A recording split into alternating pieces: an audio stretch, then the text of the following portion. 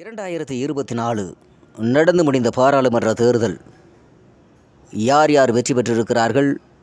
தற்பொழுது இருக்கக்கூடிய பாரதிய ஜனதா கட்சியின் தலைமையிலாக இருக்கக்கூடிய நரேந்திர மோடி அவர்கள் மீண்டும் எப்படி பிரதமர் ஆகுவார், எப்படி பிரதமராக ஆக முடியும் என்பது குறித்து நமது கடையர் டிவியில் தற்பொழுது நாம் பார்க்க போகிறோம்.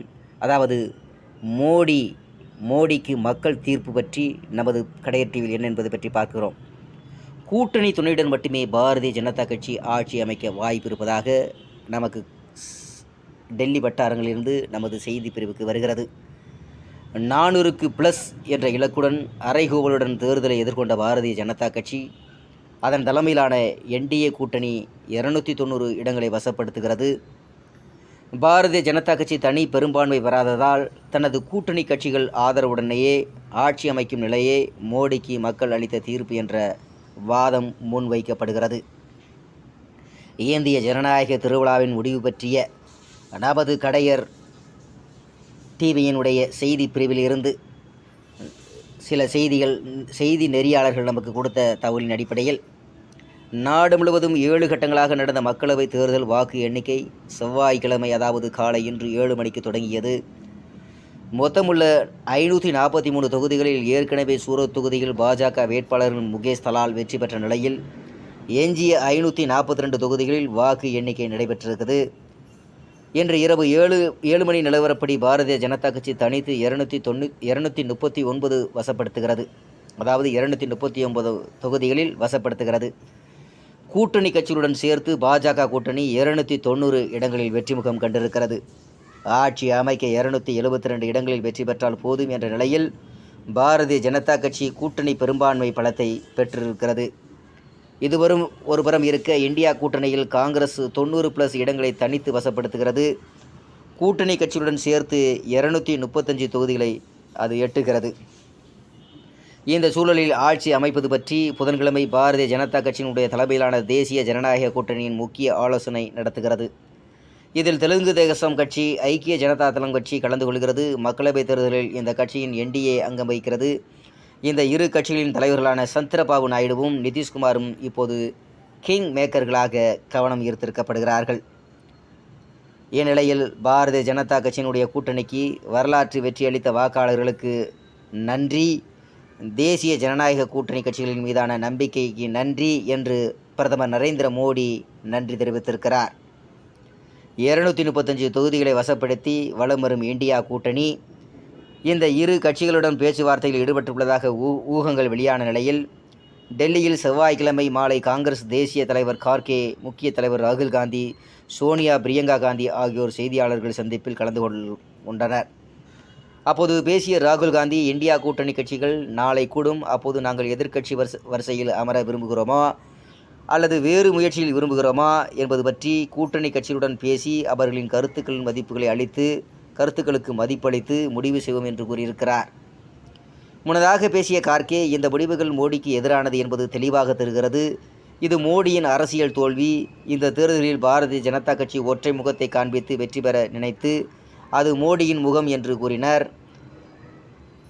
அதாவது உத்தரப்பிரதேசத்தில் பாரதிய ஜனதாவின் சறுக்கல் பற்றி காரணம் என்ன என்பது பற்றி நெறியாளர்கள் கேட்கும் பொழுது, மக்களவைத் தேர்தலில் பாரதிய ஜனதாவுக்கு பெரும் இடி என்றால் அது உத்தரப்பிரதேச முடிவு என்றால் அது மிகையாகாது.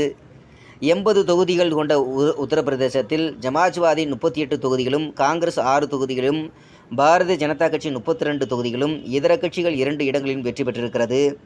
எதிர்க்கட்சியின் கூட்டணி வியூகம், மதம் சார்ந்த அரசியலை முன்னெடுப்பு போன்றவை காரணமாக சொல்லப்படுகிறது. குறிப்பாக சமாஜ்வாதி கட்சியின் அகிலேஷ் யாதவ், இஸ்லாமியர்கள், யாதவர்கள், ஓபிசி, தலித் மற்றும் சிறுபான்மையின் மக்களின் கருத்தில் கொண்டு தேர்தல் வியூகங்களை வகுத்து பாரதிய ஜனதா கட்சியினுடைய சறுக்கலுக்கு காரணம் என சொல்லப்படுகிறது. கேரளாவில் கால் பதித்த பாரதிய ஜனதா கட்சியினுடைய இதை பற்றி நாம் பார்த்தோம் என்று சொன்னால், இதுவரை கேரளாவில் மக்களவைத் தேர்தலில் பாரதிய ஜனதா கட்சி வென்றது இல்லை. சுரேஷ் கோபியின் வெற்றியின் மூலமே வரலாற்றின் முதல் முறையாக மக்களவைத் தேர்தலில் பாரதிய ஜனதா கட்சி முதல் முறையாக கேரளாவில் வெற்றி கணக்கை தொடங்கியிருக்கிறது.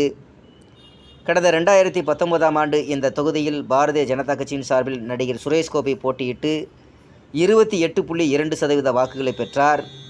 இது கடந்த 2014ஆம் ஆண்டு தேர்தலில் பாரதிய ஜனதா கட்சியினுடைய வேட்பாளர் KP சீசான் வாங்கிய 11.15% வாக்குகளை விட 2 மடங்கு அதிகம். ஆளும் இடதுசாரி மற்றும் காங்கிரஸ் வேட்பாளர்களை பின்னுக்கு தள்ளி இந்த முறை திருச்சூர் தொகுதியை கைப்பற்ற பாரதிய ஜனதா தலைவர்கள் பல வியூகங்களை வகுத்தனர். அதன்படி மீண்டும் சுரேஷ் கோபியை வேட்பாளராக களமிறங்கினர். அதற்கு பலன் கிடைத்திருக்கிறது. தமிழகத்தில் தடம் பதித்த பாரதிய ஜனதா கட்சி 2024 மக்களவைத் தேர்தலில் களம் கண்ட தமிழகத்தில் 39 மக்களவைத் தொகுதிகளில் புதுச்சேரியில் 1 தொகுதி என 40 தொகுதிகள் கொண்ட இந்த மக்களவைத் தேர்தலில் திமுக தலைமையில் ஓர் அணி, அதிமுக தலைமையில் ஓர் அணி, பாஜக தலைமையில் ஓர் அணி, பாரதிய ஜனதா தலைமையில் ஓர் அணி, நாம் தமிழர் கட்சி தனித்து போட்டி என 4 முனை போட்டி உருவானது. திமுக தலைமையிலான அணியில் திமுக 22 தொகுதிகளிலும், காங்கிரஸ் தமிழகத்தில் 9 தொகுதிகளிலும், புதுச்சேரியில் 1 தொகுதியிலும் போட்டியிட்டன. CPI, CPM, விடுதலை சிறுத்தைகள் கட்சி ஆகியவை தலா 2 தொகுதிகளிலும் போட்டியிட்டன. இந்தியன் யூனியன் முஸ்லீம் லீக் 1 தொகுதியிலும், மதிமுக 1 தொகுதியிலும் போட்டியிட்டன. மக்கள் நீதி மய்யம் கட்சியானது திமுகவுக்கு ஆதரவு அளித்தது. போட்டியிட்ட அனைத்து தொகுதிகளையும் திமுக வசப்படுத்தியிருக்கிறது. ஆரம்பத்தில் தருமபுரியில் பாமக வேட்பாளர் சௌமியா அன்புமணி முன்னிலை வகித்த நிலையில் மதியத்துக்கு பிறகு போக்கு மாறியது. அதுவும் கை நழுவி போனதனால் தமிழகத்தில் பாரதிய ஜனதா தடம் பதிக்கவில்லை. ஆனால் கர்நாடகா, தெலுங்கானா, ஆந்திரா என பாஜக தனது வெற்றியை கணிசமாக பதிவு செய்திருக்கிறது. தமிழகத்தில் வெற்றியை பதிவு செய்யாவிட்டாலும் கூட வாக்கு சதவீதத்தை முன்னேறியிருப்பது பாரதிய ஜனதாவுக்கு ஆறுதல். இதை தவிர மணிப்பூரில் காங்கிரஸ் வெற்றி, மகாராஷ்டிராவில் பாரதிய ஜனதா கூட்டணிக்கு ஷாக்கு, ஒடிசாவில் நவீன் பட்நாயக் கட்சிக்கு பின்னடைவு என பல்வேறு சுவாரஸ்யங்களான உள்ளடக்கியதாக அமைந்திருக்கிறது இந்த 2024 தேர்தல் முடிவுகள். இந்நிலையில் தேசிய ஜனநாயக கூட்டணி, இந்தியா கூட்டணி தனித்தனியாக புதன்கிழமை ஆலோசனை நடத்துகிறது. இதன் மீதான எதிர்பார்ப்பு அதிகரித்திருக்கிறது என்பது பற்றி நமது கடையர் செய்தி பிரிவுக்கு டெல்லி வட்டாரங்களிலிருந்து செய்தி நெறியாளர்கள், நமது கடையர் செய்தி பிரிவுக்கு அவ்வப்போது தகவல்களை தந்து கொண்டிருக்கிறார் என்பது குறிப்பிடத்தக்கதாக இருக்கிறது. நன்றி.